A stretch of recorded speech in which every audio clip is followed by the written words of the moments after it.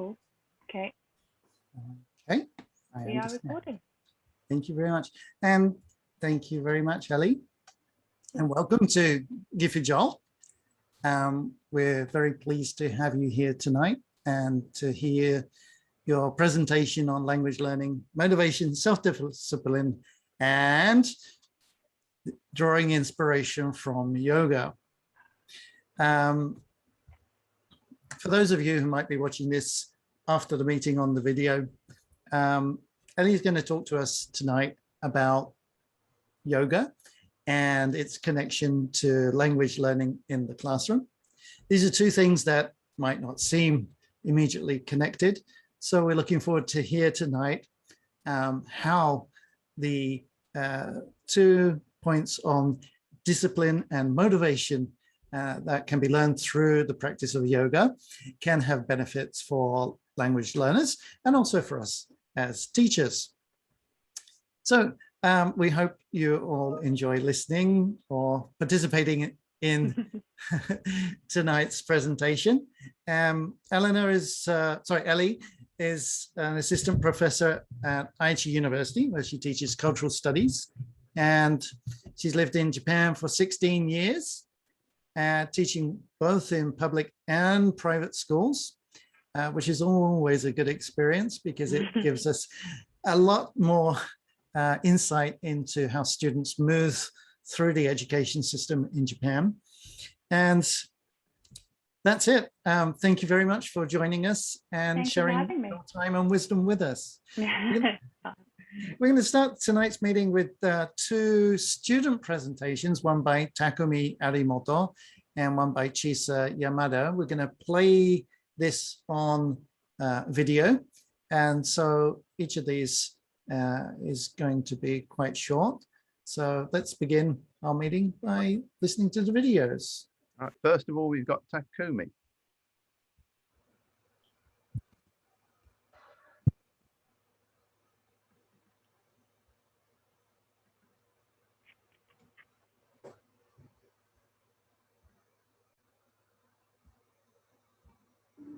Hello everyone, I'm Takumi Arimoto. I'm a third-year student at Gifu Gakuen University. Today, I'm going to tell you about my motivation. First, my family motivates me. I have parents and a younger brother. I always cause them out of trouble, but they help me without saying anything. I can't thank enough them. My brother is smarter than me. He sometimes teaches me about study, but he does that for my benefit. Then I think I must study harder. I like living together with them. Second, my friends motivate me. I'm often with my friends, for example, at class, lunchtime, after school. When I feel sad or don't do anything, they encourage me. Thanks to them, I feel happy. Spending a lot of time with them is one way to keep my motivation up. Finally, focusing on my dream to become a teacher motivates me. I like teaching something to friends because after teaching, I think I help them. Also, when I was a junior high school student, my homeroom teacher treated everyone equally, and her English class was very interesting.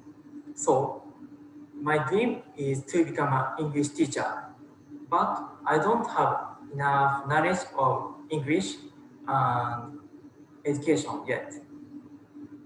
I study hard every day. The more I study, the more I can learn. Now, I have 2 goals I want to achieve by next year. First, I want to get more than 730 on TOEIC. Second, passing grade pre-1 on ACAN. It is difficult, but I'll do my best. Thank you for listening. Okay, right. Okay. All right. Oh, matter. Okay, sorry, the next one is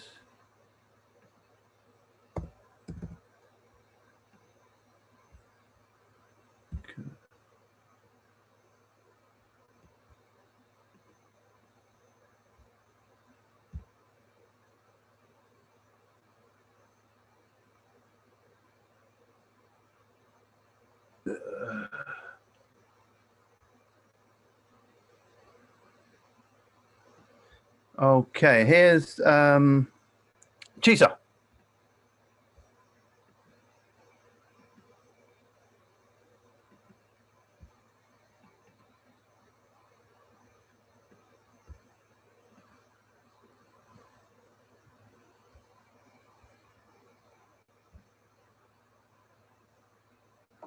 Hello, I'm Chisa. I'm going to talk about motivation for studying. First, I always set my schedule for the next day.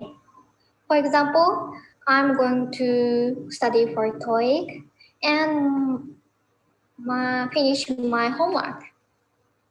By doing this, what I need to do become clear and my motivation naturally increase. Also, when I sometimes lose concentration or motivation while studying, I always do one of the following three things. First, I listen to one or two music. Of course, the song is loud and be upbeat, not ballad. Second, I take a short walk. I have a dog, so I always walk with him. Third, I set an alarm and go to bed. Sometimes I fall asleep for a long time, but this is the most refreshing. Furthermore, I usually drink a latte or jasmine tea for studying to wake me up. I hope you try my method of motivating yourself in your studies. Thank you for listening. Hello, I'm Chisa. I'm going to talk about motivation for studying. Hey. First, I always said. Sorry, right. Sorry about that. Good advice. You can always listen to it more than once. They were brilliant. They were so good.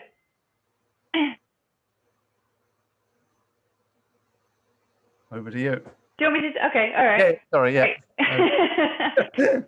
All right. Let me just get my slides ready. So they were Shotoku students, maybe? Yeah, yeah. Cool.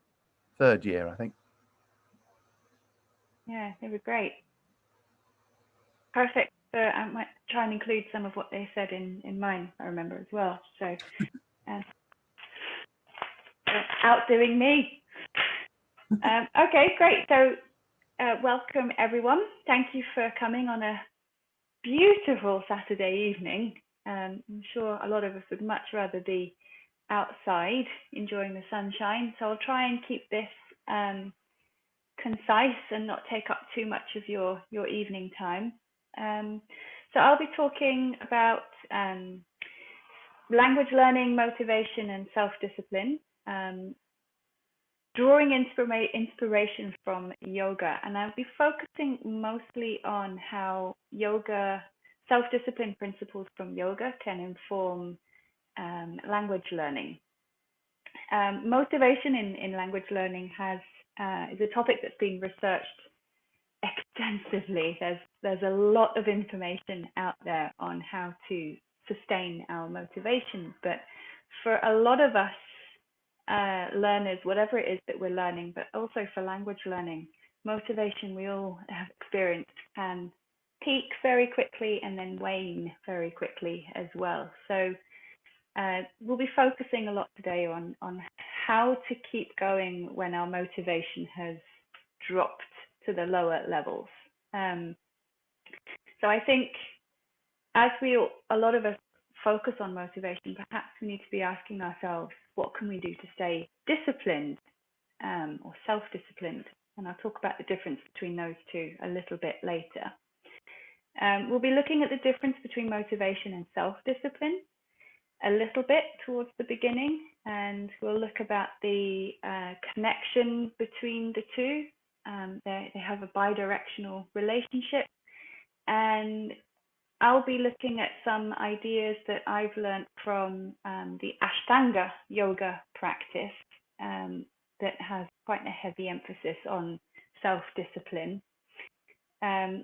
Don't worry, I won't be forcing you to be doing any forms of yoga throughout the presentation. We won't be doing any stretching or heavy push-ups or anything like that throughout the practice. I'll just throughout the presentation. That we'll just be kind of looking at the tools that yoga has taught me that I have used in my own language learning journey, and that I have sometimes passed on to students. There might be a risk at the end of the presentation that you do have a newfound interest in yoga, but that's what yoga does to us. So, moving on. Language teachers, and this isn't specific to English, this is for any language. Language teachers have probably all had a student come up to them at some point in their teaching career at the end of the class. Possibly not even a student, it could just be some random person on a train that struck up a conversation with you that might ask you this question: how do I study English? Or some students might have set some really far-reaching but admirable goals of, I want to improve my English speaking, which I hear a lot of from my students. Probably when you've been asked this question, you might have given them an array of very valuable and worthwhile activities to do. For example, the things I tell my students, or have told my students, is to go home and watch movies or shows that you like with English subtitles on, try and pause them and copy what they're saying, or listen to music that's in English that you enjoy and try to learn the lyrics, or find an app, an English learning app, or whatever language learning app, and try the activities on that every day. Listen to podcasts. There's a whole bunch of things that we tell our students to do. And I often wonder, they give me that kind of smile and say thank you, and I'm sure they go home with good intentions to try, and some of them do, but I wonder how long they sustain those activities. So I kind of want to focus on probably outing myself as a terrible teacher here, but I think for a lot of my students, when I give them those activities, actually very few of them do keep them going. And I know that, speaking from my own experience as a Japanese language student, I am a terrible student at being consistent. I actually don't remember the last time I studied Japanese. So in this presentation, we are going to be contemplating these questions. How do I study English? First, we're going to be looking at some key terms within the realm of motivation. Well, we'll be looking at what is motivation and what is self-discipline. I'll also be giving a brief, I hope, brief introduction to what Ashtanga Yoga is. And if you are familiar with Ashtanga Yoga and there's anything that you think I have missed, or familiar with yoga, then please do add stuff in the comments that will help my explanations. I will also be getting you guys to discuss some things a couple of times. Feel free to share as much or as little as you feel comfortable doing. We are recording, so if you do want to turn your cameras off, that's absolutely fine. Then I'll bring it all back into how does what I've learned and the, if you could call it research, the kind of investigation I did into this, how it informs language learning. And then we'll do another brief activity, which we'll be using a shared Google Doc to do this, so that probably by the end of the presentation, everyone will have something to go home with. And then if you have any questions, we've got some time at the end for question and answer. Please also feel free to add any questions that you have in the chat box as well. And I'll probably address those towards the end of the presentation as well. If they come up during the discussion activity, we can talk about them then as well. So let's move on then to some basic terms. Before I start this, we're going to be looking at covering the terms motivation and self-discipline. I have chosen to use self-discipline more than the word discipline, because I think when I was doing the research, I found that a lot of people actually had negative connotations with the word discipline. They felt that it was kind of like an authoritative word, meaning that someone else is doing it to you, whether you like it or not.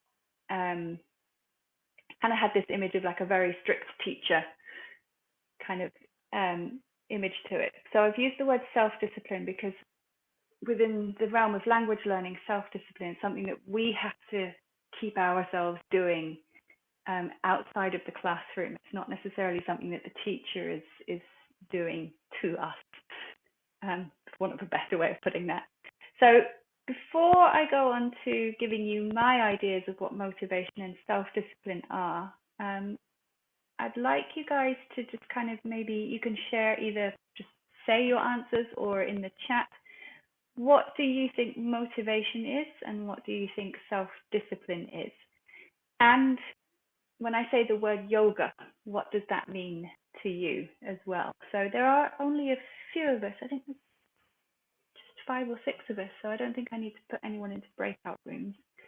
If you'd feel comfortable just sharing what is motivation for you, what is self-discipline, and then just when I say yoga, what does that mean to you? If you could go ahead and share just for a couple of minutes here.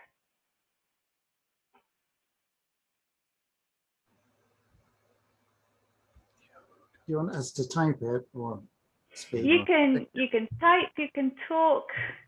Okay. There's only a few of us, so I guess talking. Oh, wow. Okay, so I'll go with motivation for 10 points. I think motivation comes from having a purpose. For me, it comes from having a purpose for doing something. And yeah, that's where motivation starts for me. And then how motivation continues after that, after I've got my purpose, is finding other people who have the same kind of purpose or reasons for doing what they're doing. I often use an analogy with students about, I got from Arnold Schwarzenegger's book on bodybuilding. My body is so small. And he describes going to a gym. And if you go to a gym and you're surrounded by people who are not training very hard, then you will become like them. So it's very important to choose the place that you train at. And with students, I explain it a little bit more detail, but I say, it's like going to a Japanese gym and it's full of old people and they're sitting around chatting. And do you really want to go and work out hard, or do you just look at these people and get distracted? So, yeah. Cool, thank you. 10 points. 10 points to Glenn there. Anybody else want to share an idea? Self-discipline and then yoga. Self-discipline is not doing too much, isn't it? So not overburdening yourself, perhaps. Nice. Maybe. Maybe. Yeah. All teachers have lots of things on the go, don't we, all the time? We're going to write a paper here, we're going to do a presentation here, we've got this great idea for this lesson. So it's a question of choosing. Right, what to do and when to do it. Maybe. Yeah. Yeah, cool, thank you. Sorry. Yeah, Jay? I guess maybe the simplest way I would describe it is making a plan and sticking to it. Oh. Right. Just, like Brent said, when you kind of are making your plan, just make sure it's realistic. Yeah. Make sure it's, you've usually got some kind of time frame, you've got your goals, which are, fueled by your motivation or whatever. But then, making the plan is the easy bit, right? But then just sticking to it, Following through, yeah, yeah, all of it is is the difficult bits. yeah, yeah. Making a plan that's kind of, I don't know, for me, I tend to make kind of really excessive plans as well. Yeah, making one like I really enjoy the planning stage. yeah, Right. yeah, But yeah. It's just the doing it. Yeah. yeah. Cool. How about then for yoga? What does, when I say the word yoga, what does that bring to mind for people? YouTube. YouTube, yeah. It has kind of got a big space on YouTube.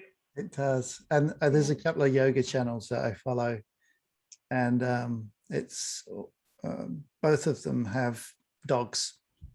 Oh, brilliant. Is that Yoga with Adrienne? Yeah, yeah. Yeah. She's fantastic. Yeah, it's brilliant. Yeah. Anything else for any of them? Motivation, sorry. Mindfulness and health is what I associate yoga with mostly. I know a lot of people do it for more extreme physical exercise in many cases, but I mean, I don't do a lot of yoga. I dabble occasionally, but my partner's quite into it. And yeah, it's more of the kind of relaxing, mindfulness and relaxation. Yeah. I think, I guess. That's yeah. But yeah, Alex, sorry. Yes, go ahead. I think I hear the word yoga and I think, routine. And I'm not really good at routine. And I think, it means I have to do something at the same time. Right. In the same way every day. And then I've been, and because I do tend to get involved in emerging issues, I get people coming at me from all directions, sort of like, what about this, for this? My routine just sort of goes boom. And so I've now got to the point where I use incidental time to do physical, like physical activity or stretching or something like that. I just sort of look for that rather than having this thing that I can't do it unless all conditions are perfect. I try and fit something into when I have moments of time. And I think that's the only way I seem to survive at the moment, because we're just not in the perfect world. And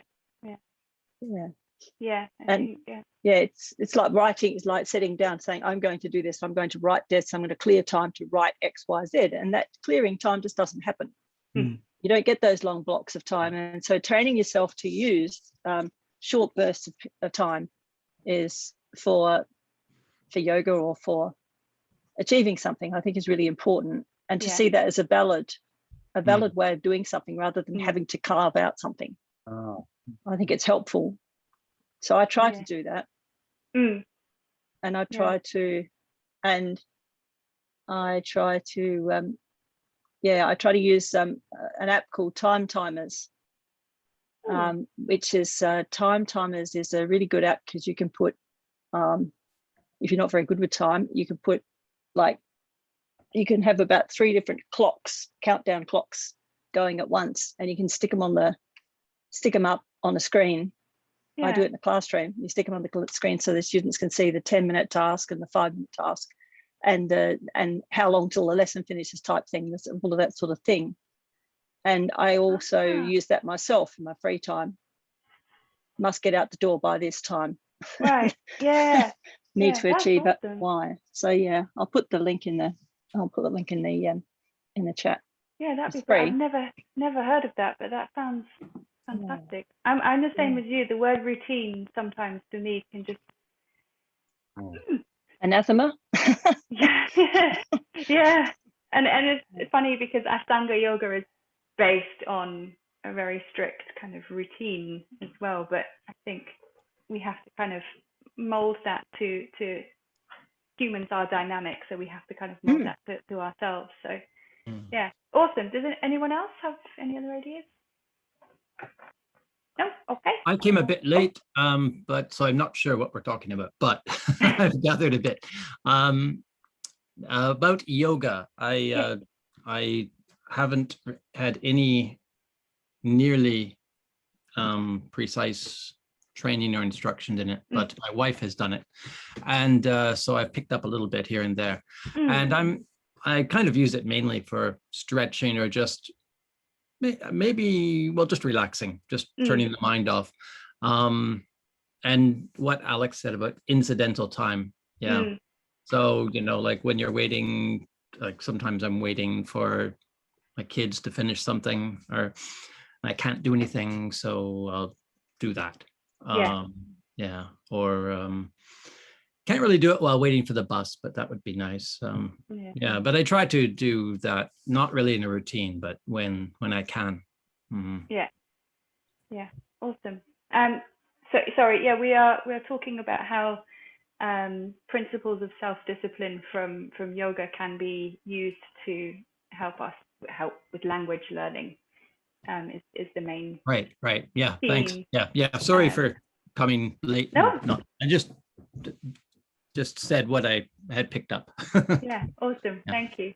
All right. Well, let me get back to it then. So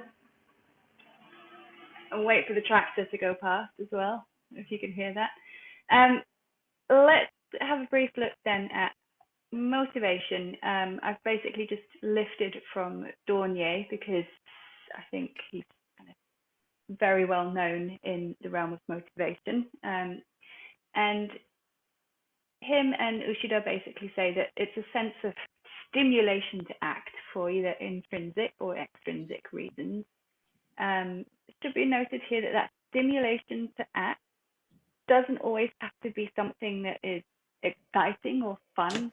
It just needs to kind of be like, I need to do this thing for this reason. That reason doesn't always have to be an essentially exciting or fun reason, but it definitely helps. Motivation is non-linear. I think I have a graph here that Jay's probably seen me use countless times before. Motivation kind of tends to follow this up and down phase. When we start something, we go all in and then we're exhausted, and it's kind of that all or nothing feeling, and then it comes back for whatever reason, but not quite as much. And this can also be kind of a cyclical pattern that goes up and down and a little bit, and then up and down and a little bit again. And I think for a lot of us language learners or whatever it is that we're doing, we tend to think that we need to be here, high level motivation all the time, or we're failing somehow. And I think a lot of our students, in my experience, a lot of my students have put that pressure on themselves. If they're not motivated to do something, then they're not doing it right, and therefore there's no point in doing it. Or they push themselves to do it, and then they end up hating it. It can be easily influenced by external circumstances. And I added here, and I think this is what Glenn said, kind of speaks to what Glenn said earlier as well. It speaks to our why, like why are we doing it? The purpose we have to do something is the seed of our motivation. Self-discipline, for me, it's continuing to work towards that goal, your reason why, even when your motivation drops. So it's what we're doing when we're here to keep us going to whatever goal it is that will help us get back up here. And this kind of speaks to our how. How are we studying? How are we doing whatever it is that we're wanting to do? Sometimes at the beginning of semester, I'll ask students to write down a goal that they have for this specific class that they would like to achieve by week 15. And then in the second week, I'll ask them to consider their how, exactly how are they going to do that. Oh, thanks, Alex. Alex has just put the time timers link in the chat for everyone. That's brilliant. where was I? Yes, all right, no, we've moved on. I think everybody's got quite a fairly solid idea of motivation and self-discipline. Ashtanga Yoga, then. This is quite a confusing slide. Ashtanga Yoga is quite a confusing thing to do. I should preface here, I am not a qualified yoga teacher. I'm just a student at yoga, and this is just me imparting things that I've learned in the last, 10 years of doing yoga and the last 2 years of doing specifically Ashtanga Yoga. So just some history, I guess, a background to Ashtanga Yoga, and I promise I'll try not to talk about this for too long because I love talking about it and I could go on about it for hours, but everybody likes to have dinner at a reasonable time, so I'll try and keep that reasonably brief. But Ashtanga Yoga, Ashtanga is a Sanskrit word. Ash means 8 and Anga or Ang means limbs. And Ashtanga Yoga is basically the 8 limbs of life. Probably when we hear the word yoga, we automatically think of the physical practice, the poses that we do. And this is just the 3rd limb of Ashtanga Yoga. Excuse me, this is asana or asana. There are many, many, many other limbs, aspects to each limb of Ashtanga Yoga. We have the yamas and niyamas, which is great if you've been learning Japanese because it sounds very similar. And these are all things that the yamas are things that we should restrain ourselves from doing. We shouldn't cause harm to others, other beings. A lot of people here, when they study ahimsa, they become vegetarian or vegan because for them it's not causing harm to other animals, etc. So these are all kind of things that we shouldn't do. Shouldn't be greedy, shouldn't be causing harm to other people. And these are things that we should keep in check. So keep ourselves clean, keep ourselves happy. Tapas here it's written zeal for yoga. This is to do with discipline, like staying disciplined at something, self-discipline. Oh, sorry. Then there's other forms, which I think just before we started, Glenn and I were talking about breathing as part of yoga. And there are a lot of breathing techniques involved with yoga that are also highly effective in language classrooms. There's quite a lot of research in using pranayama breathing techniques to help reduce anxiety and help lower stress and bring down cortisol levels that our students probably feel before a speaking test or giving a presentation. I myself haven't actually gotten around to doing this yet, but there is quite a lot of research out there. I don't have at hand right now, but does give some good advice to this if you're interested in that. That's probably enough about Ashtanga Yoga, the principles behind it. But when it comes to the physical practice, there are 6 series of Ashtanga Yoga. There's the primary series, which is the practice that I do. There's the secondary series, then there's advanced A, B, C, and D. And these are for the people that I think are made of magic. I don't know how they get into the poses that they do. I don't foresee myself ever getting into the poses that they do. But I follow the Ashtanga Yoga primary series, and this is a very confusing poster of all of the postures that comprise the primary series. Traditionally, it should be, and this is where we go back to talking about routine, it should be done every day, 6 days a week, not practiced on Saturdays. Saturdays are rest days, and it should take on average about 90 minutes. And you practice the same positions, the same poses in the same order every day until your teacher says you're ready to move on to the secondary series, which usually takes on average 2 to 3 years, but it can take a lot longer for others, and it will take for me as well. But when we come back, also it should be practiced at the auspicious hour of 4:30 in the morning, which I've never done and I never intend to do. As Alex was saying earlier, incidental time, right? I don't have the time to wake up at 4:30 every morning to practice an intense practice for 90 minutes. I do what I can when I can, and often that's not every day, and I don't do it 6 days a week. I'm averaging probably at 4 days a week on a good week. So I'm a bad yogi, but don't tell anyone. The practice itself is separated into 4 sections. The first is the sun salutations, and these are what a lot of people, practitioners, will say the warming up stage, and it's there to get focused, to focus the mind and focus the body on the plethora of poses that you're about to go through. The second stage is the get strong, I think. I can't read my own slides. Everybody's in the way. Yeah, get strong. And then the third is to get flexible. And then the final stage is to get cleansed. It's the kind of cooling down, the slowing down stage of practice. Probably you'll already see some parallels with a class, a language class that you might teach. The get focused would be the warm-up stage. You're doing some fun activities. The get strong would be like reviewing what you've done the week before or in classes past.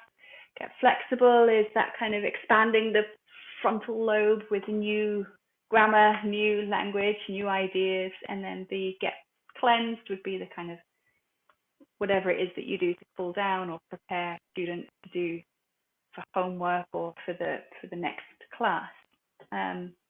So that is the Ashtanga primary series practice. And I should also mention that between each of these poses that you see here, we also do a get down and do a push-up as well. So there are, I think, on average 90 push-ups within one traditional practice. But again, I don't do that. So that's a brief introduction to Ashtanga Yoga. How is this correlated with language learning? I'm not quite sure why that slide is there again. Forgive me. So oftentimes when students ask me, how do you study English?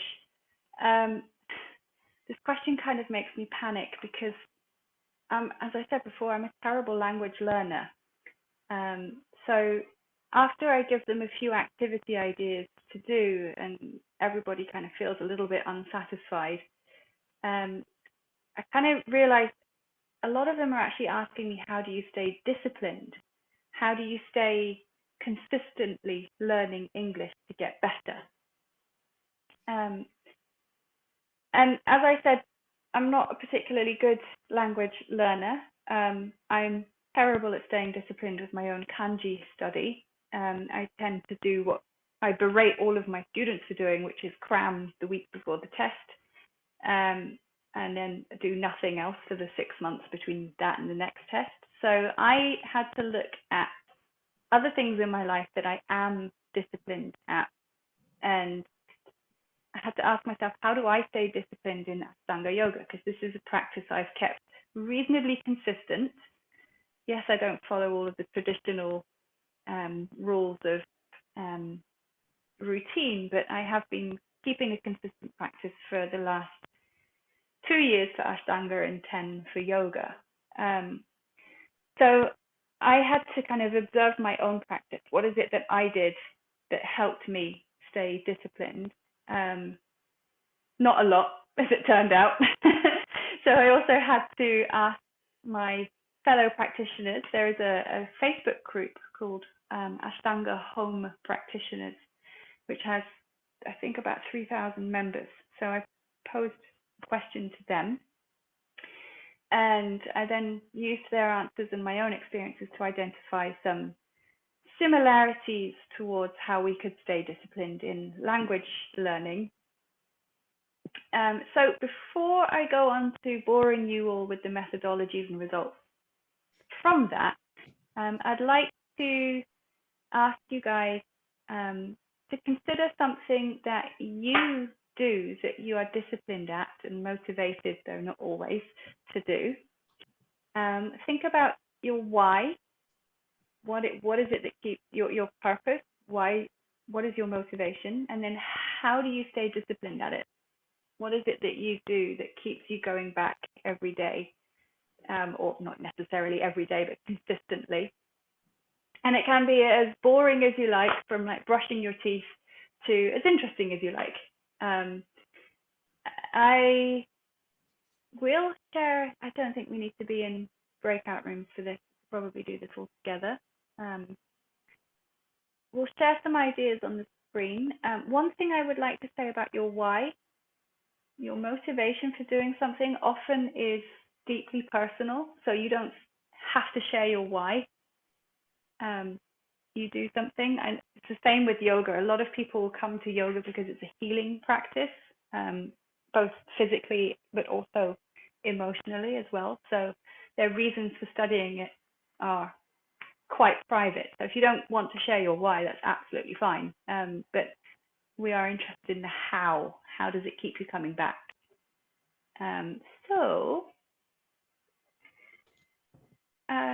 Would you like to be in breakout rooms? Yeah, sure. Okay.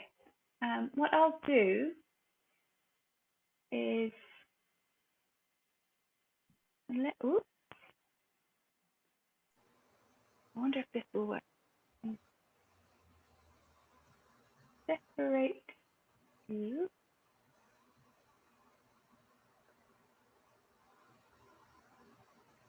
Okay, so there'll be 3 people in each room, I think. And I'll just type in the chat now. Why, which is an optional. How, and the most important one, what. What is it that you do? Why do you do it? And how? Like, what keeps you disciplined? I will share the screenshot into the chat. So if you wanted to use that as well, there should be a JPEG in the chat now. Can everybody see the JPEG? Yeah, great. So if you wanted to just use that to help brainstorm some ideas, that would be great. So we say 10 minutes to discuss, and then I'll just come and visit each team, and then we'll come back and talk a little bit more, and I'll try and stop sweating so much. I wish the air conditioner would work. All right, your rooms are now open.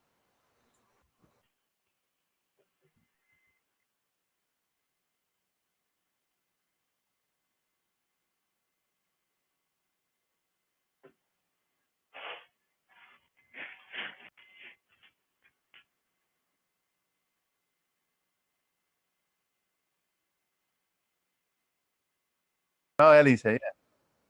Oh. Hi. Hello. Just wanted to check if you still had the JPEG. Yeah. Yeah? Yeah. It hasn't disappeared. Okay, great. Awesome. Yeah. Are you clear on what to do? Mm. Yes. All right, I'll go visit the other group then.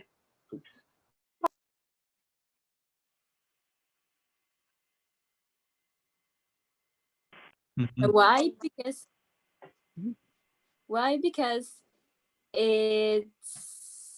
money is very important. Mm-hmm. It makes me have like many options. Mm-hmm. And how I work part-time, so I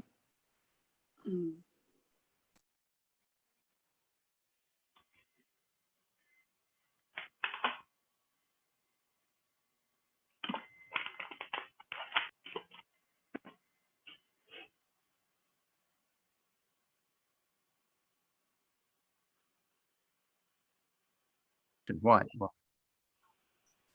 Well, yeah, I guess I chose this one because I do have lots of different motivations that kind of impact that, I guess. Not because I want to have a beach body or anything like that, obviously.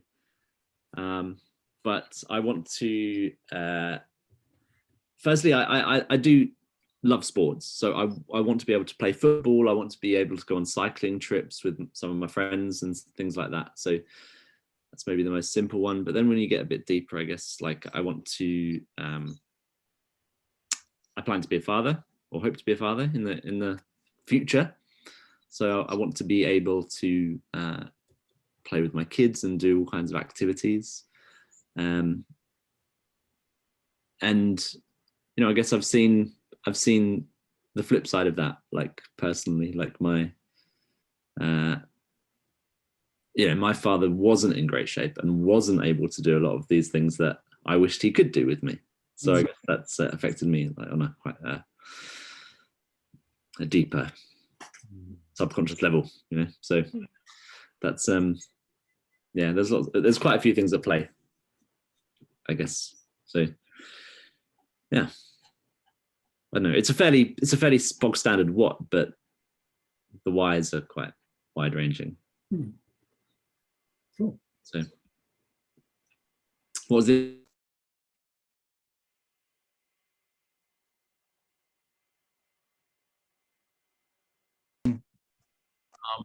And I do it for 5 minutes, and that's what happens usually when you're not disciplined. Is you say, okay, it's only 5 minutes, I'll do it. And even if you're not disciplined, once you've done it for 5 minutes, you end up going for 45 minutes if you have the time, as long as you've got that rule. But if you said, I'm going to do it for 45 minutes every day, then you wouldn't. Can't face it. At 5 minutes, easy. And it becomes more usually. So I guess that's my tricking myself. That's exactly what I do for yoga as well. Get on the mat, just 5 minutes, and it usually turns into at least 20. Right, once you're there, you like it. Yeah. I've been doing. I like to teach and learn through things that are interesting to me and interesting at the moment, and things that are really connected to students. And so I'll have like a framework going, and I'll say to the students, okay, have a look at this picture, and I'll slap up a big picture on the board and get them to say, okay, what's the who, the what, the where, why, what's happening now, what happened before, what's happening in the future. And then just I don't know, just get students to think about it, and then maybe talk in a pair, because I've been teaching face to face, so it's mainly some online, but mainly face to face. So I'd be saying to them, okay, what's your reaction to it? Talk to each other, and then change and talk to another person, and then get them to pull out their own photographs of something and react to them. And then think about, when did they have to use Japanese? What are the words they had to use Japanese for? And do they know how to say those words in English? And then I'll slap down a Google form saying, put the word in Japanese that you wanted to say, or the sentence you wanted to say, and then see if you can say it in English, or talk to somebody else and see if you can do it. And then get the responses up on the board, so everybody can see instantly. They can see what they've just done, and they see it become real right in front of them. And then they sort of teach each other. And what makes it exciting is watching students smile and then use the words. And they've got something tangible for me as well. Yeah, and that's an output for me, sort of like that keeps me then wanting to find the next good thing, the next thing, and then also to recognize, okay, continuously good is not going to be, continuously new is not good. It sort of is. My brain thrives on continuously new. I need new all the time, but it's not going to work for all students. It's going to work for some of them, and for some of them it's the key. But and then and that, so watching sort of them get excited makes me get excited, and then run off turn it into a document and run off some prints and make up a PDF and then shoot it out to everybody, that changes the motivation of the students, because they see that what's important to them becomes real. And that's good. Yeah. They've added value to someone else's learning. Yes. As well. Yeah. It's good. Yeah. And I also thought about what you said about the breathing. The last X number of years, I've also been teaching junior high school, elementary, senior high school, kindergarten, and I turned my counting activities with kids, which had been really active, I turned those into meditation at the end of the class. Oh, lovely. So that we would all put our heads down on our desks and we would count to 10, and they would listen, and the teacher would say, "Sweet there, hi there," to the kids, and they'd breathe in, breathe out, and they count to 10 because we'd already done the pronunciation. So they'd all nailed that. And they would get up at the end of it. They would sort of like, "Okay, everybody, wake up time," sort of, and they'd get up, and the room would be calm. Yeah. The kids would be calm, and the teacher could just say, okay, you can get ready to go to the loo or whatever they're going to do, go to the bathroom or something. And the kids would just all be very calmly getting ready for the transition, for doing the aisatsu and then doing the transition. And it was really interesting, and they got really used to it. And they would, and they knew it was coming because I have little sort of cards on the board sort of saying what's next, what's next, what's next, type being visual indicators. And they really got into it, and it were really, really highly energetic kids. Got right into the relaxation. Anyway. Hello, Masami.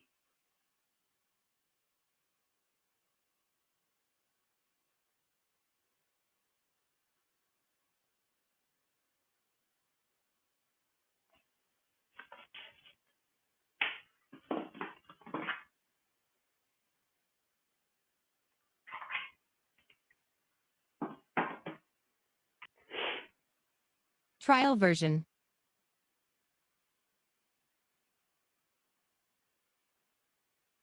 Trial version.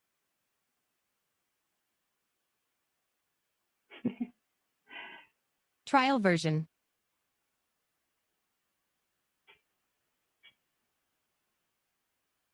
Trial version.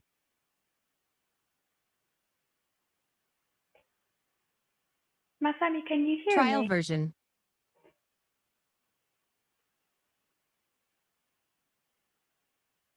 Trial version.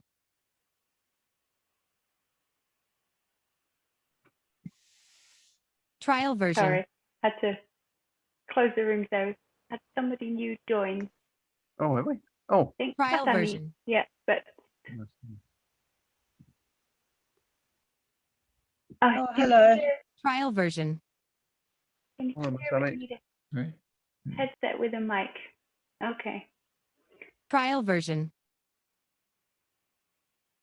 No problem. Trial version. Yeah, I think and hook in a minute. Ah, myself now, so maybe she's okay. Yeah. Okay. All right. Okay. Awesome. Great. All right. I could. Sorry, I just wanted to briefly jump in and out a bit there. Also, just to wipe the sweat off my face. It's getting so warm. We had some fantastic discussions going on there. Did anybody want to share with each other what they were talking about, or are you happy for me to just dive in and go on to the next? I'll just dive in. Okay. All right. Okay. So. Right. So when it came to asking my fellow practitioners what kept them disciplined, I was absolutely useful at observing myself practicing, because as it turned out, I'm just a walking night advert my way of staying disciplined for yoga was just do it. Just get on the mat. And I think as Alan was saying in his breakout room, just 5 minutes, right? Just do it for 5 minutes, and it usually turns into longer than that. But if you set the time of like do it for 45 minutes, you'll probably end up procrastinating and avoiding it, because 45 minutes is a lot more to give than 5. So I had to look to my fellow practitioners. The participants, they were all home practitioners before the pandemic hit as well. So these are all people who'd been practicing at home. They hadn't been going to a yoga shala, because neither have I, for whatever reason. But they did all have access to a teacher online. Those were the only 2 constants among the people I was asking. Everything else, they were varied in age, income, experience, gender, location. These people were all around the world, nationality and ethnicity. So I just asked them one simple, lonely little research question, which was, how do you stay disciplined at Ashtanga Yoga? I've explained the purpose of the research to them as well. I got, I think, upwards of 30 responses, some of which I will share with you.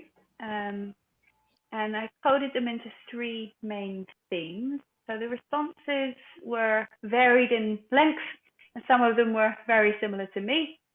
Get on the mat and you'll do it. And start with one thing. Just start with breathing, someone said, and then you'll just naturally move into doing more of the practice. And some people had a lot more extensive comments. I really liked this one. I thought this could apply really well to English language or language learning, is integrate something else in your life that you love. This person had integrated sign language. They were learning sign language, and they started to use that in their practice. I'm not sure how they did that, but that's what kept them coming back each day, was to blend those 2 things together. One thing that kept coming up was use it as a tool to be curious about yourself. Curiosity was kind of a big theme in a lot of the responses that I had, because they were saying that, being disciplined, or the practice of discipline, teaches you so much about yourself, good things and bad things, things we like to find out and things we don't necessarily like to find out about ourselves. So coded the responses into 3 themes. The first was focused on the motivation. You have to have a purpose. Without a purpose, nothing else is going to happen. And it helps for that purpose to be specific, as specific as possible, in order for you to keep coming back. But also to be aware that your purpose might change. And to somewhat bare all here, my original purpose for starting yoga was because an ex-boyfriend, very much an ex-boyfriend, had told me that I was getting too heavy, and yoga apparently was a good way to lose weight. So that was why I started my yoga practice. My why changed quite quickly. I realized that, yoga was making me a nicer person. It was letting me see some good and bad patterns that I had developed, one of which being I had a poor choice in men, current man excluded. So your why will change, and that's okay, but try to keep it there and keep it specific as possible. And you might have more than one. We all usually have many reasons why we're going to do something, and there are layers to why we do it. The second theme was concerned with the emotional side, that you need to have some form of curiosity. You need to have trust in yourself that you're going to follow through with it. And I think Takumi was talking about this in his presentation that we saw at the beginning. You need to have support. he was saying that his family and his teachers were his support system. His why was getting 730 on the TOEIC test and taking Aiken, but his support came from his family, and that kept him going back. And a lot of people, respondents, are saying that, you know, you also need to combine it with something that brings you joy, that will help you find some measure of love and gratitude, and that the more you learn from being disciplined, the more you'll find to enjoy, and the more things you'll learn about yourself, good or bad, to be grateful for. There's always something to be grateful for. And I think it might sound a bit out there, but I think that kind of applies to language learning as well. Like, we learn a lot about ourselves learning a language, or trying to learn a language. The last theme was habitual, which we've talked a bit about today as well, like being routine comes into that. So a lot of the respondents are saying you need to have a specific space, like a practice space that you go to every day. And so my practice space right now is in one corner of the storage room, because we're in the middle of moving. So it's not exactly a beautiful space. It's not the kind of yoga space, but I am very lucky to actually have a space to practice.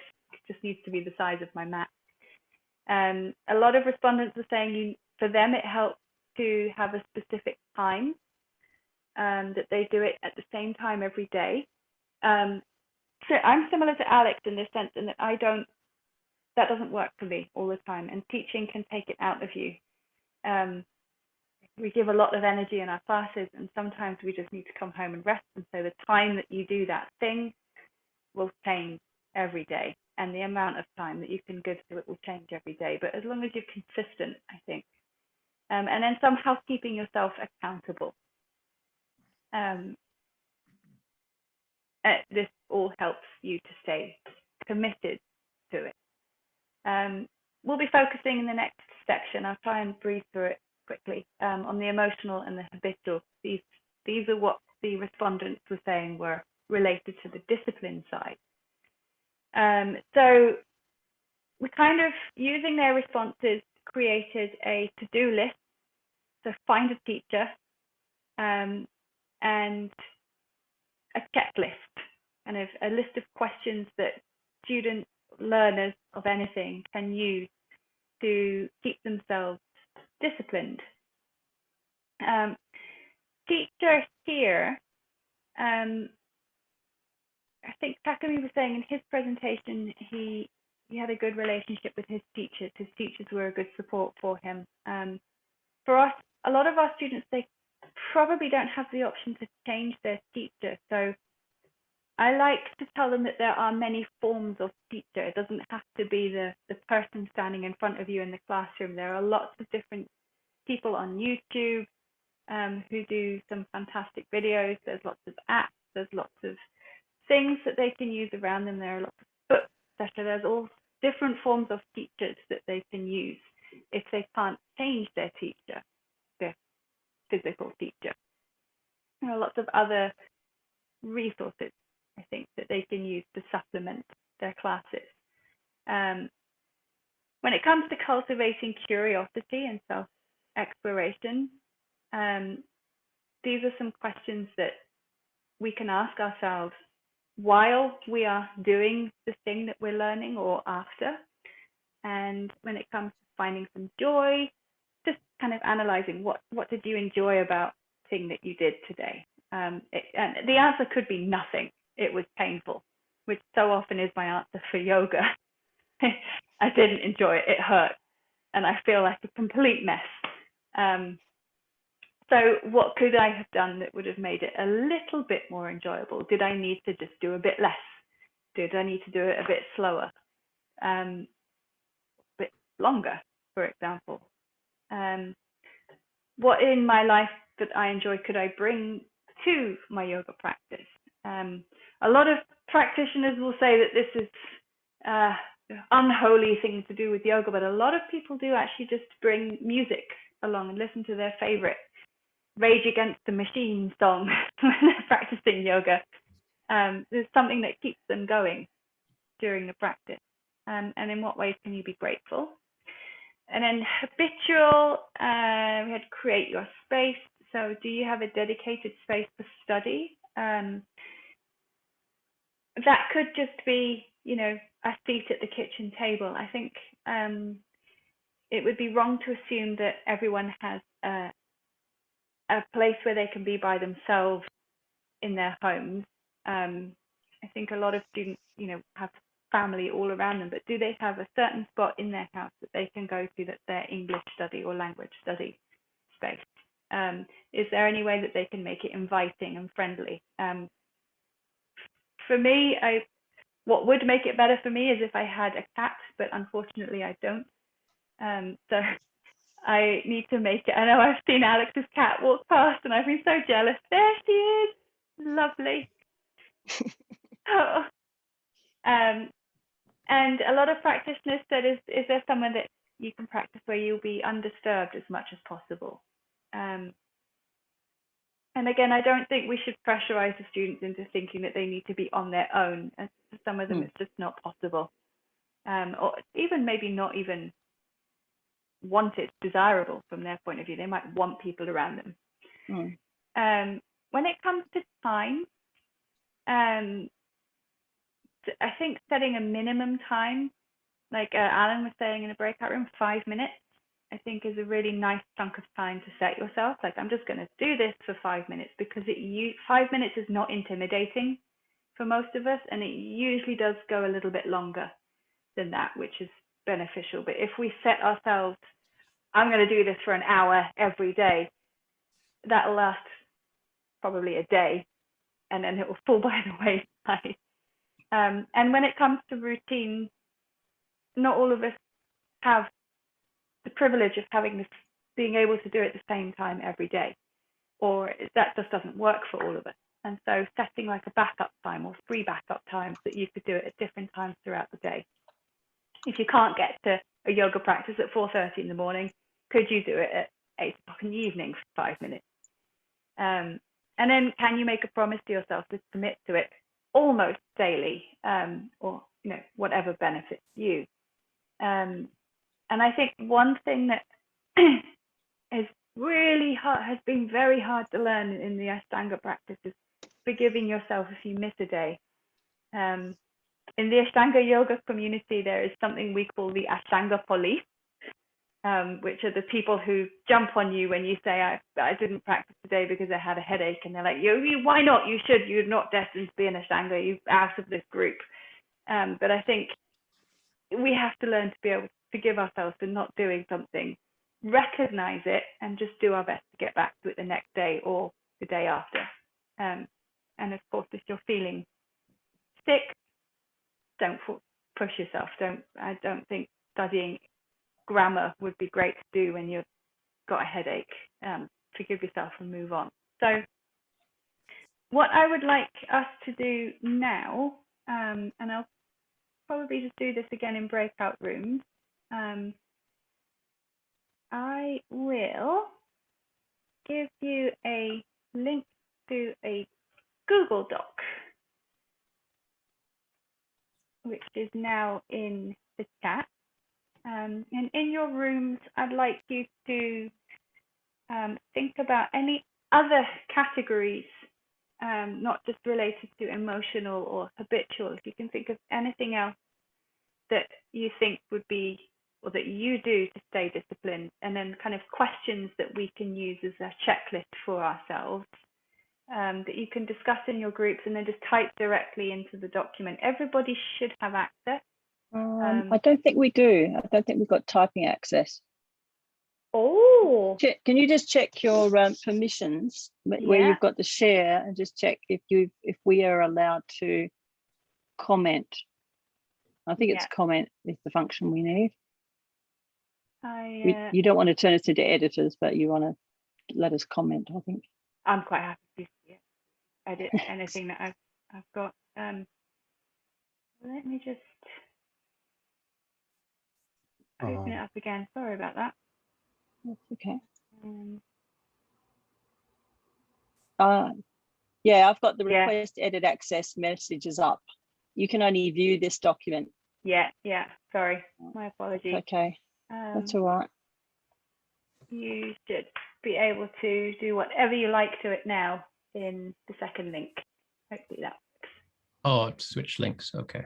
Yeah, there's a second link in the chat. Does that give you? Let's have a look.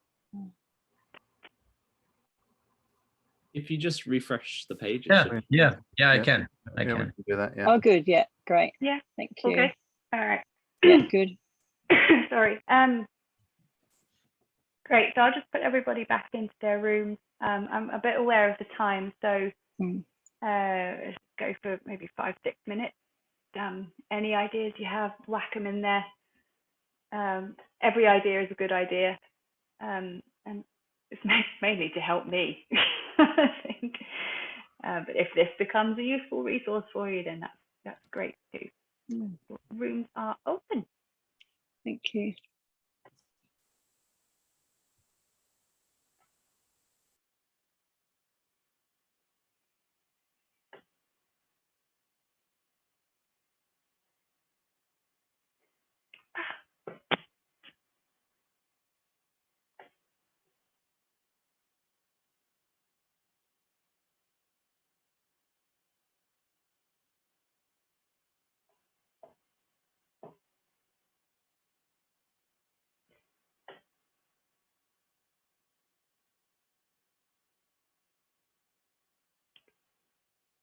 I just accidentally closed the room, so now I have to wait 30 seconds for everybody to come back.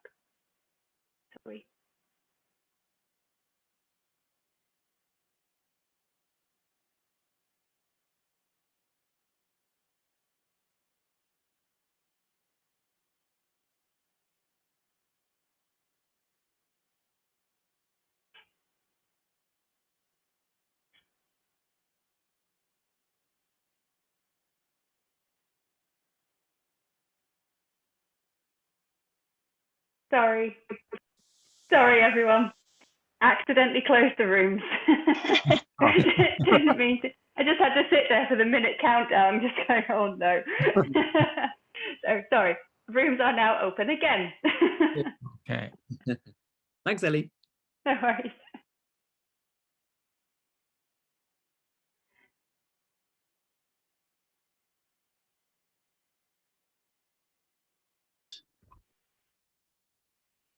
Oh.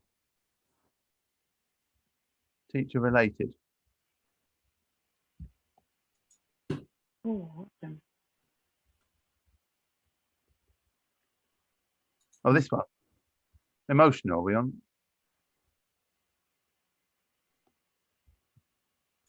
So are we just inputting into table number 1? Both, whichever, wherever. Okay. Whatever you have ideas for. Yeah. I think. Okay. I've got sweaty paws, which means I keep closing the room by accident.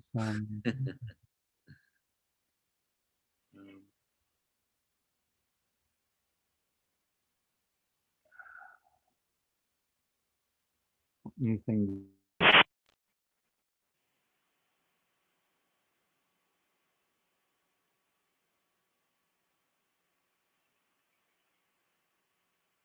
Videos, like to do their own videos, which I only I see because they didn't want anybody else to see them. But then I also got them to make to pull out use their phones and find a picture that illustrates something to do with what they're studying. And so then I put them into what I call bus driver pairs. So social distance lines. Person at the top right doesn't move and everybody goes around them type thing. So they never get the same person twice. But I get them to explain the point and then to use their picture to illustrate it. And the other person has to ask questions. And when they do that, they get more ideas. And I watched them and I counted how long it took them to smile, to start really smiling and giggling when they were presenting to each other in pairs, so just explaining something, concept, and asking questions. And it took them on the third partner, they were giggling and smiling. And then they started to using the gestures that I had been training them to do as well. They didn't apply any of those things initially. The first 2 rounds, they didn't do any of that. They just were talking very stiffly and they weren't asking questions. And then once they started to move a little bit, by the time they got to partner number 6, they were using their hands a bit more, they were smiling, they were using their phones, and they were saying, yes, but what about, and they were using the what questions and things. And wow. Interested in. This is the hard-working group. The other group are just chatting. It's a bit difficult to focus on both, I guess. Yeah. Yeah.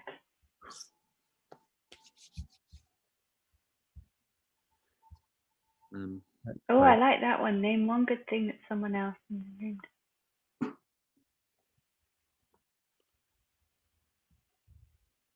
What's TL? Target language.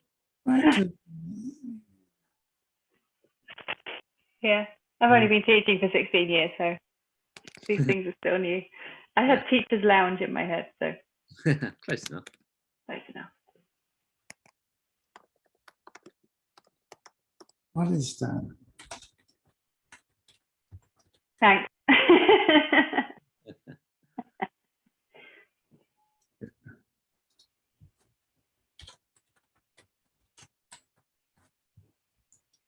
What about something do you I don't know. Do you compare your teachers? I'm trying to think of that. Do you? Yeah. No.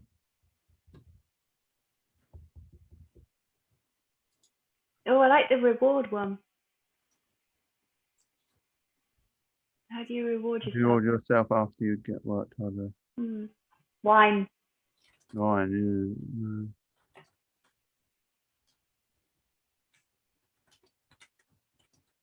Okay.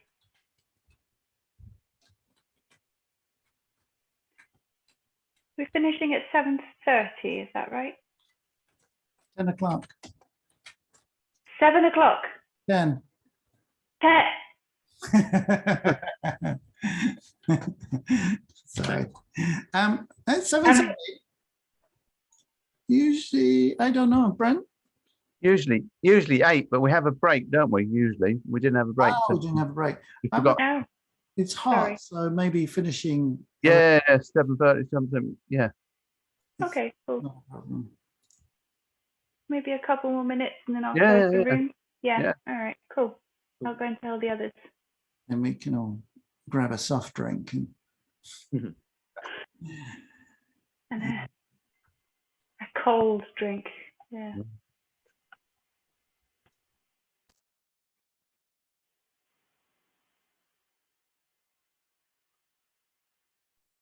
I'm going to try that. That's going to be my last thing I'm going to add into the last lesson is doing that. Right. With that group. I haven't done that with them before, so that'd be fun. Yeah. But they've completely changed from silent, sitting back silently, not speaking, to now it takes them less than a minute to get organized into a pattern, to a physical shape to be able to talk. Whereas before it took them 6 minutes the first time to get organized. Right. So that's a motivation. That tells me it's working because they'll actually go to do it really fast. So I would try that, if you can, if that's a possibility. New semester, I can try to structure things a bit more that way. Yeah. Yeah, because if doing it online, you'd have to do I'd do breakouts 3. Right. Not 2. So because 2 is sort of too frightening. Too much pressure, I think. Right. I don't know. That's my idea. If you're in a breakout room. Sorry. Definitely, the idea of teaching others is motivating. Yeah, that's how we started this. And I explicitly say, don't explain to somebody. Don't give them an answer. Just explain why it's the answer. And I do that with elementary and junior high and senior high as well. Tell them why it is, because otherwise when you know your mate's going to be in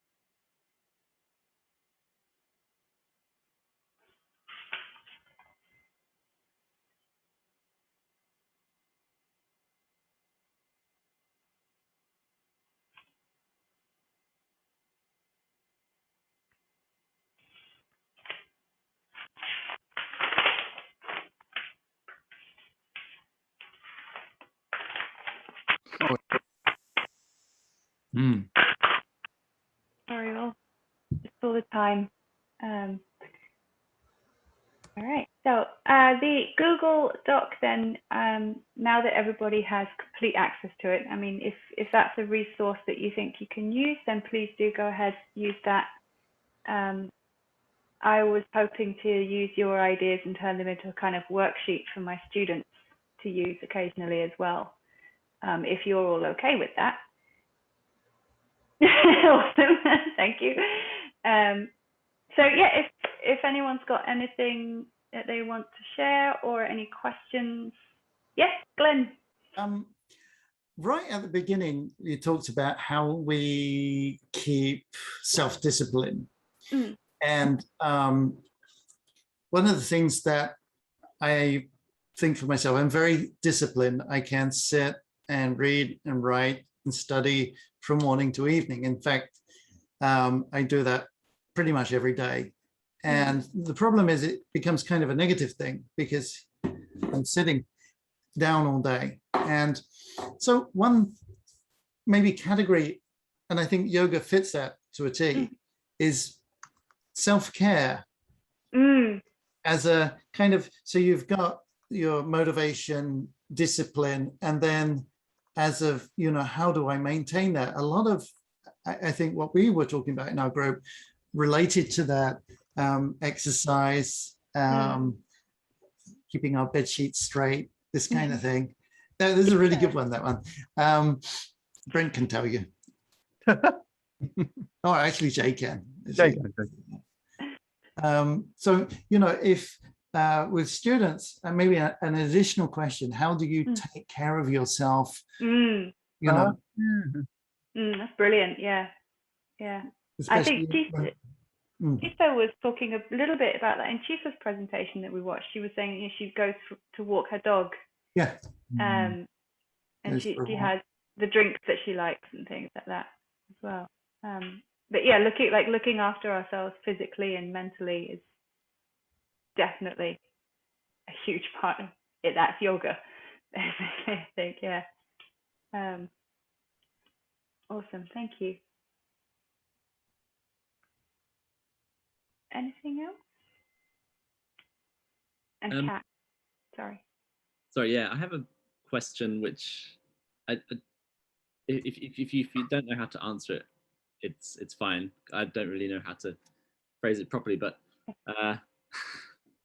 like, so, you know, Ellie, you were saying that, you know, I'm not a great language learner, and that's something which I'm sure is pretty common, especially with, you know, British or Japanese people, and many others, right? But do you think that kind of modesty or kind of self-deprecating nature, does that affect our motivation or ability to maintain our discipline? if we're not admitting that we're actually making achievements, you know, how are we able to, you know, reward ourselves? How are we able to maintain that? Yeah. Motivation? I'm just curious, like, have you considered that at all? Not in depth, but when something I ask students when they tell me I'm bad at English or I'm bad at studying, if they tell me especially like I'm bad at English, then I ask them, who told you? And they say, no one, me. And I'm like, well, how do you know?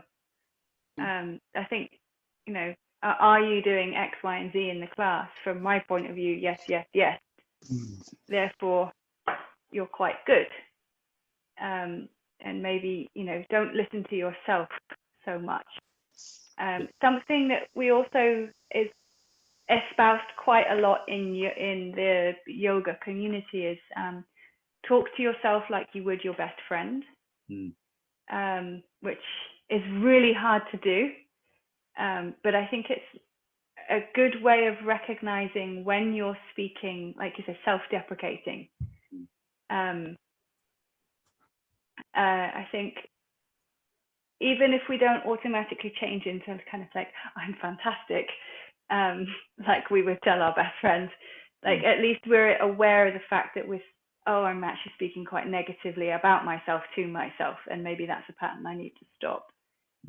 Not just for language learning, but for anything. But yeah, I think that is a good point, and I think that's probably something that I need to think about in more depth to be able to give a more concrete answer.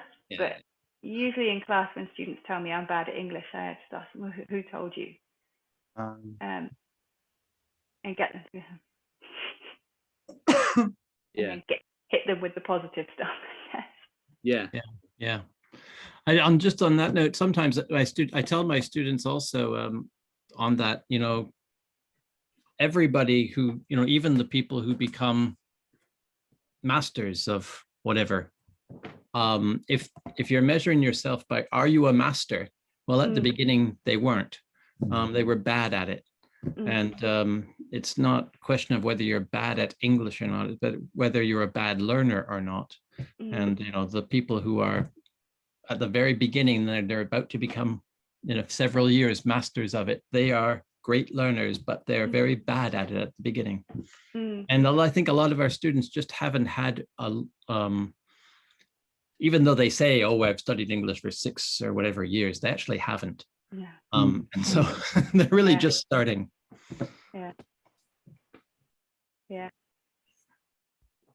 So we just tell them that you might be a great learner. Don't look at where you are right now. Look at where you'll be.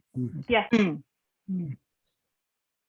exactly. I mean, Steve Jobs is a great example for that, isn't it? Like, he started out really, I don't think he was bad at programming or anything like that, but, you know, he failed innumerable times.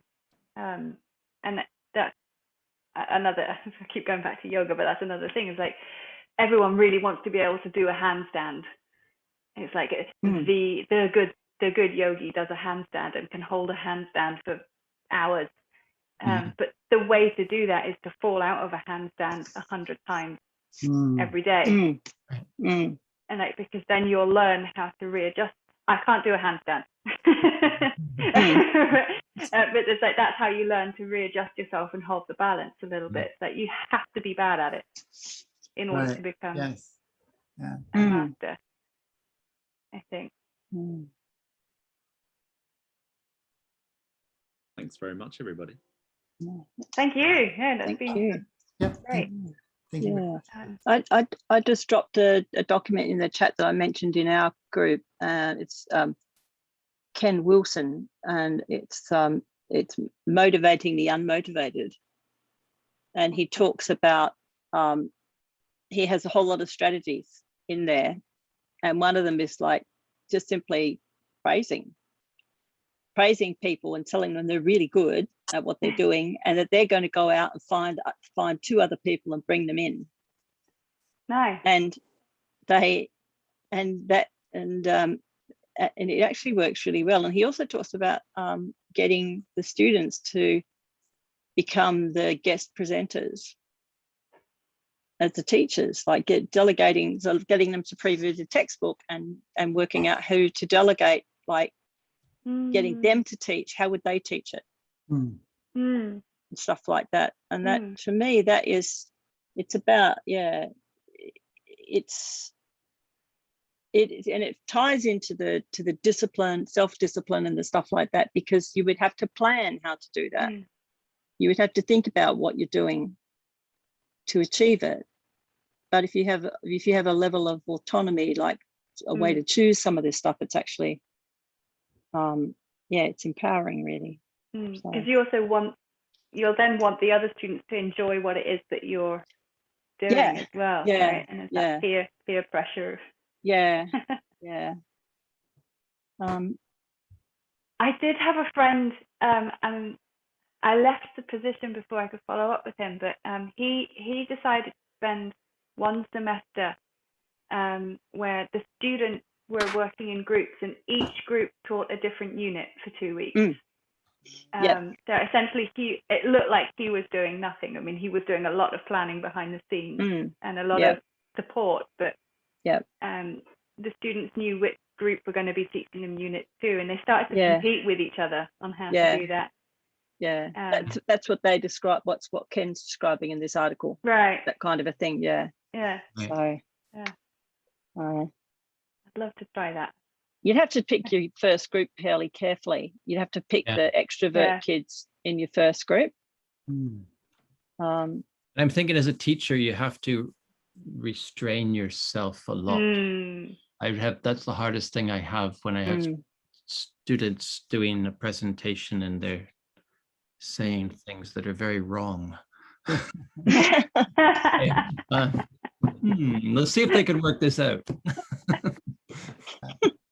I love those moments, though. I had a classic moment that I told Jay about last week, where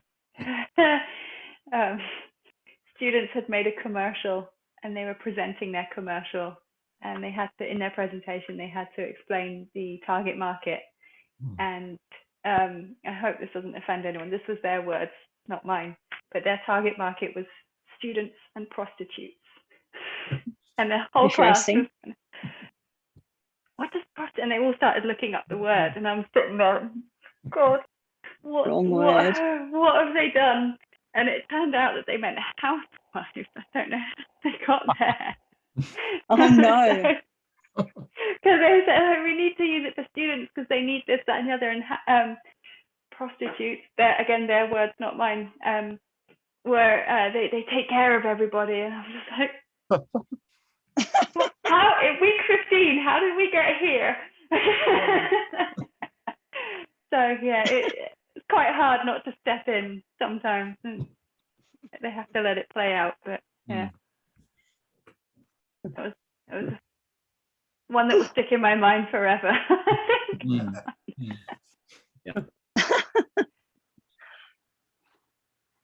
I've done Q&A in bilingual Q&A before too, with high school students, which was the person who's speaking Japanese can only speak Japanese, the person who's speaking English can only speak English, but they've got to have a discussion and both understand each other.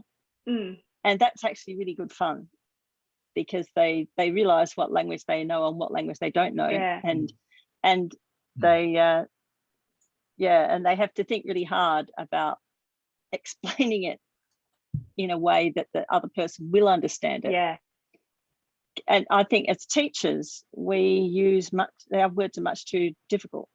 You know, we don't grade what we're saying enough. You know, we don't grade the language we're using necessarily. If you're teaching a really high level class, it's not as big an issue. But if you're teaching a lower level class, you've got to use the words that they know. And when you get flustered, you use more complicated language. You start to narrate everything as well.